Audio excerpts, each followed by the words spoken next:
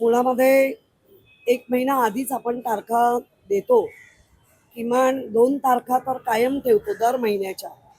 परंतु आता असं लक्षात येत आहे, भारतीय जनता पार्टीचा कार्यक्रम असला की महापौर डायरेक्ट तारखा बदलून मोकळ्या होतात. म्हणजे इथे पक्ष वाढवायचंय, मुंबईचं काय काम असेल तर आम्हाला त्याच्याशी देणं घेणं नाही. अशा पद्धतीने या महापालिकेत कारभार चाललाय. म्हणजे आज खरं सभागृह असणार होतं, ते काल संध्याकाळी कळतंय की सभागृह नाही आहे म्हणून. आणि एम एच डिपार्टमेंट म्हणजे त्यांनी एम एच डिपार्टमेंटनी स्वतःचं अस्तित्वच ठेवलं नाहीये. अगदी फार गुलाम झाल्यासारखे वागतंय. त्यामुळे अशा गोष्टीचा मी निषेध करते. कारण जेव्हा तारखा ठरतात तर शहरातल्या काही गोष्टी असतात की त्याच्यामध्ये हरकतीचे मुद्दे घ्यायचे असतात, कुठे निवेदन द्यायचं असतं, कुठे सूचना करायच्या असतात आणि मग नेहमीचं कामकाज करायचं असतं. पण महापौरांच्या जो कारभार चाललाय, मन मानेल तसं कधी वाटेल तेव्हा तारखा देऊन मोकळ्या होतात. आणि सगळे नगरसेवक म्हणजे त्यांचेही आणि आमचेही, त्यांचे होतात की नाही मला माहिती नाही, पण आपल्या सगळ्या नगरसेवक डिस्टर्ब होतात. तयारी केलेली असते, पूर्ण डिस्टर्ब होऊन जातात. आणि मग प्रश्न पडतो की हा मुंबईच्या महापौरांना नगरसेवकांना डिस्टर्ब करून पक्षीय राजकारण करायचंय का?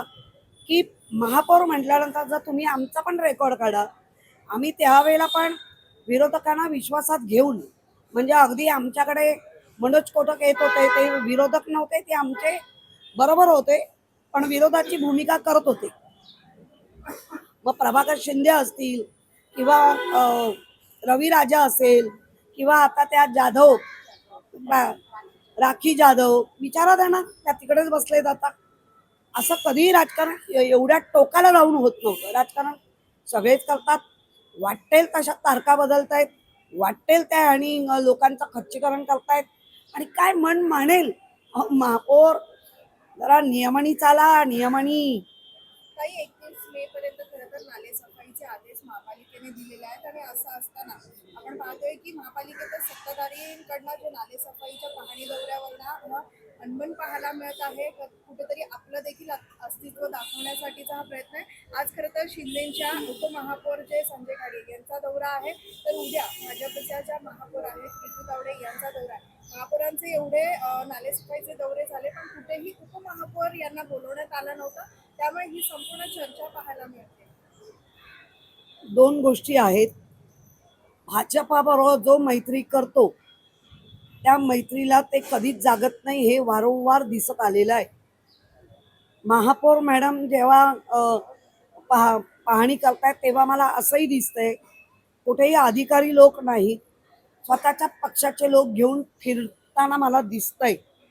त्यामुळे शिंदे जी सेना आहे त्या तिकडनं देवा भाऊ देवा भाऊ हाच घोष चालू असतो.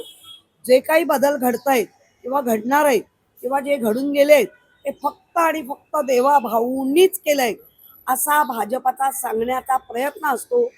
त्यामुळे शिंदे सेनेला कुठलाही महापालिकेत म्हणजे काय म्हणतात ना, विश्वासात घेतलं जातं असं मलाही दिसत नाहीये. कारण काही झालं तरी एकेकाळी शिंदे सेना आणि आम्ही एकत्र काम केलेलं आहे. त्यामुळे त्यांच्या चेहऱ्यावरचे भाव किंवा त्यांची कुजबूज ही आम्हालाही कळते. आणि त्यामुळे शिंदे सेनेमध्ये निश्चित ती नाराजी आहे. अनेकदा त्यांच्या गोष्टी पाडण्यासाठी पण प्रयत्न झालेले आहेत आणि त्यांना विश्वासात घेत नाहीयेत, हे पक्क आहे. पण तो त्यांचा प्रश्न असल्यामुळे आम्ही हे करत नाहीये. शिंदे सेना पण त्यांना विचारत नाही महापौरांना की तुम्ही अशा तारखा का बदलता सारख्या. मुंबईकरांचं काम करायचंय आणि मुंबईकरांसाठी करायचंय तर मनमानी कारभार महापौरांचा शिंदे सेना सुद्धा का चालवून घेते, हा पण मला प्रश्न आहे. काही मुंबईमध्ये मच्छीमारांचा प्रश्न उपस्थित झाला आहे. मुंबईत मासे कापायचे नाही, विशेष म्हणजे बाकुल्या भागात असं सांगण्यात आलं होतं त्या मासेमारांना. आताच महापौर इथून तावडे आहेत, ते गेले आहेत, त्यांनी पाहणी केली आणि त्यांनी असा आरोप केला आहे की शिवसेना उद्धव ठाकरे पक्षाने काही कोळी महिलांना हाताशी घेऊन अफवा पसरवण्याचं काम केलं आहे. तुम्ही नुसतं वायफळ बडबड करू नका. फार झालं तुमचं. एकतर तुमच्याकडे ठोस पुरावा असेल तर त्या कोळी महिलांना विचारा. ते एकतर त्या डेअरिंगबाज असतात, आद्य कोळी मुंबईकर आहेत, त्यामुळे नको त्या कुरघड्यात करू नका, त्या झेपणाऱ्या नाहीत तुम्हाला. आणि कोळी महिला कोणाच्याही आधारावर चालत नाहीत. त्या पूर्णतः कोळी बांधव, आगरी हे सगळे सक्षम आहेत. त्यांना आधाराची तुमच्या तर अजिबात गरज नाही. आणि आमच्यामध्ये अनेक नगरसेवक आहेत जे कोळी बांधव आहेत. त्यामुळे अशा घाणेड्या फुटकळ गोष्टी आम्ही कधीही करत नाही आणि आम्ही कोणाला हाताशी धरून, कारण आम्ही पण आमच्या पण गट्स आहेत. त्यामुळे उगाचाच काय पण बोलायचं आणि मायलेज घेण्याचा प्रयत्न महापौरताई जरा थांबवा. फारच उथळ होत आहे हे सगळं. एवढं उथळपणा बरा नव्हे. आणि कोळी महिलांवर जर तुम्ही आता बोललातच आहात तर तुम्हाला सिद्ध करावं लागेल.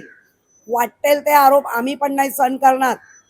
कोणाला हाताशी धरलं, तुमच्या कोणी कान फुकले ते आम्हाला येऊन दाखवा आणि रीतसर कारवाई करा. मुळात ज्या बातम्या चालल्या आहेत त्याच्यावर वॉर्ड ऑफिसर आता जर मागे फिरत असेल तर त्या वॉर्ड ऑफिसवर पहिली कारवाई करा. तुम्ही प्रशासनाला झाकून ठेवाल आणि आमच्यावर कुरघडी कराल तर तुम्ही मुंबईकरांवर पुन्हा अन्याय करता आहात. सारखा सारखा अन्याय करता आहात. हे सतत तुम्हीच सिद्ध करता आहात.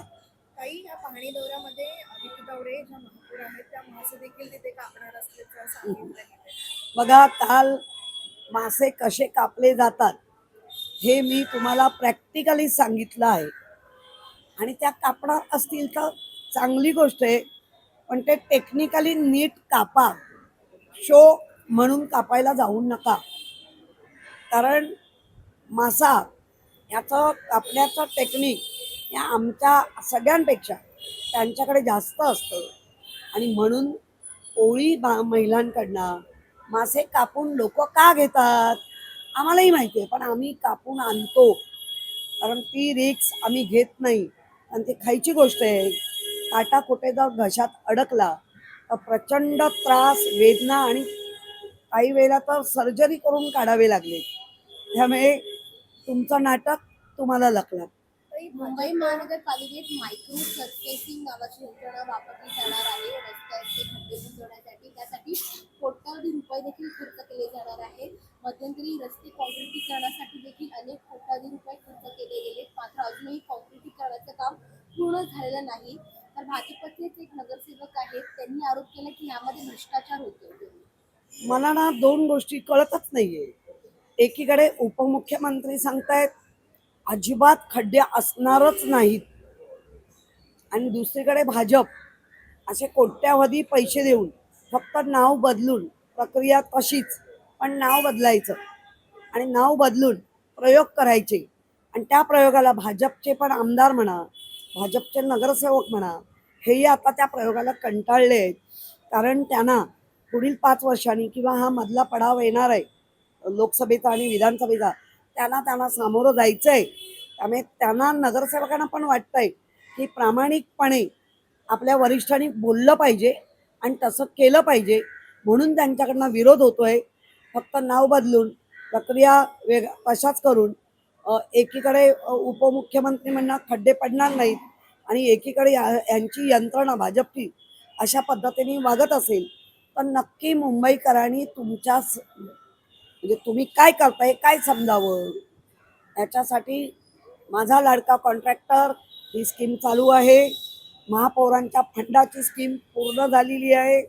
त्यामुळे कशी झाली काय झाली तिथे ती चर्चा आहे, पण मी आरोप नाही करणार. कारण मला कळलं, बघितलं नाही की आम्ही हे नाही. त्यामुळे जे चाललंय ते मुंबईकरांच्या अहिताचं अधिक होतंय असं दिसतंय. काही भाजपकडनं मुंबई महापालिकेत काही मोठे प्रशासकीय बदल जे आहेत ते केले जाणार आहेत. नुकताच एक आमदार व महापौरांची बैठक पार पडलेली आहे आणि पारदर्शक कारभारासाठी भाजपचे जे वरिष्ठ नेतृत्व आहे हे यासाठी आग्रह आहे. आणि त्यामुळेच महापालिका मैदान असेल किंवा मोकळ्या जागा अशा काही ज्या सोयीसुविधा आहेत ज्या केंद्रित आहेत त्याच्यामध्ये नव्या धोरणांचं जे आहे ते उल्लेख करण्यात आलेला आहे.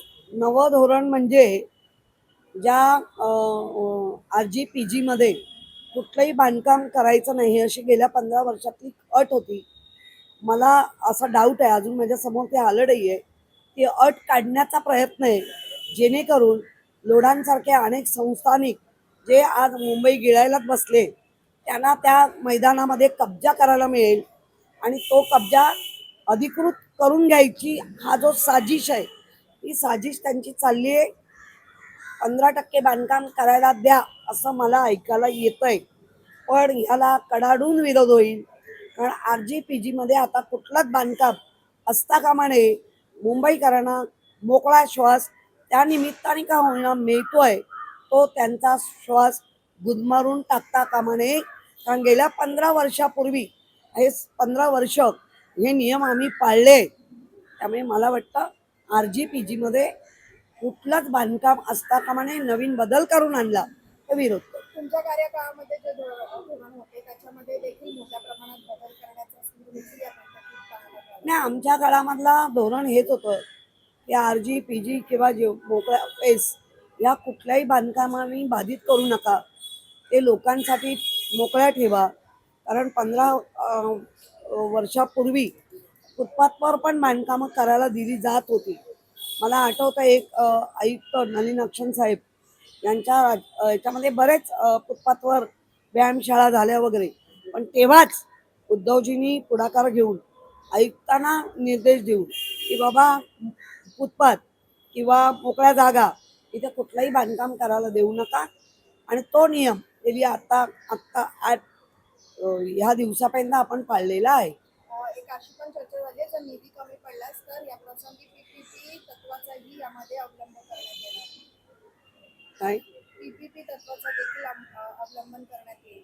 बघा, भाजपच्याच एका नगरसेवकांनी कालच्या अगदी बजेटमध्ये सुद्धा त्यांनी विरोध केला की PPP देऊ नका.